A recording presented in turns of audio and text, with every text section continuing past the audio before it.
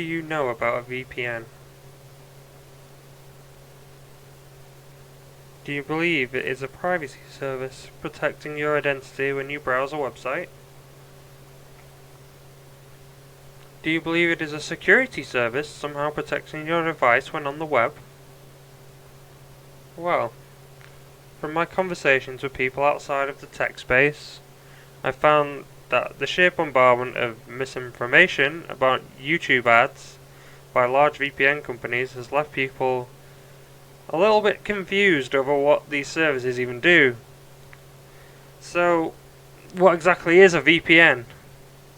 Well, a VPN is a virtual private network, and in short, well, when you were as a child, you probably at some point got two plastic cups, connected them with a little piece of string, and any audio you were to put in one end are converted into a wave, and it only becomes audio again when it hits the cup at the other end. Now, in software, this is a VPN. Your internet traffic goes into one end, it gets scrambled so no one can read the data, and until it hits your VPN company's server, it's unreadable. Now, VPNs was invented back in the 90s. This technology was meant to fix was in business communication. Now, the problem they was having was that, IT and networks and offices, that was exploding at the time. But these corporations soon found themselves with every building in their corporation had their own network. Separate networks that couldn't talk to each other securely and all operated completely independently of each other. Now, the invention of a VPN allowed one business to run one single server as a main network for the entire company. Remote offices could be given access to the local network through the internet securely and without risks to the company losing data. Now, the important point I'd like to make is that in a VPN's original configuration, there was 100% trust between the client and the server, since the client and the server was the same company or the same user. Now, fast forward to today though, and how VPN is used has changed a lot. VPN sellers are now abundant. Now, I'm going to say it straight up to make it crystal clear. A VPN does not prevent tracking. All conventional tracking methods on the web will send your data straight through your computer, through to the VPN, and then the VPN will send that data straight to the tracking website that was tracking you. It does absolutely nothing for privacy. Even if a website cannot see what your IP address is, it can see exactly what time zone you're in, see all available Wi-Fi networks around you, providing you're using a Wi-Fi enabled device. That is far not an extensive list of what can be accessed though, but that alone is enough to track someone to the range of a couple of houses. So it doesn't circumvent tracking at all. Now, a VPN does not add any virus or malware protection to a computer, or make you any less likely to receive them with it on or off. Anything you will be able to do with it on is just as unsafe or safe as with it completely disabled.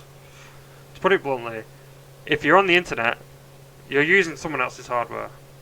If you're outside of your own equipment, there are sensible protections you can do, but there is no solution to protect everything. Such a thing does not exist. Every action we take on the web is an act of trust, and we all have to decide who we trust the most. On this basis, I've refused for years to use a password manager. I don't trust that they won't be bought out by another company and lose all of the data in auctions, or be bought by someone willing to use my data for data mining purposes. For the same reason, I'm very hesitant to recommend any VPN service for people who are not aware of how they function. Well, so are they useless? Well, no. They do serve a function. You use a VPN when you're not confident in the security of a local network. Now, a local network is anyone connected to the router you have at home. Or, to give another example, if you frequent hotels because you travel for work, if you go in coffee shops like Starbucks a lot and use the free Wi-Fi that you can connect to, it's typically just a wireless router, just like the one you'd have at home. This means that every person in the hotel will be able to, with the correct software, monitor what pretty much everybody else is doing on that router. For the most part, HTTPS traffic should prevent data leaks, but they'll still see what websites you're on, any unencrypted traffic you're doing. This means anytime you use a public Wi-Fi, you should have some idea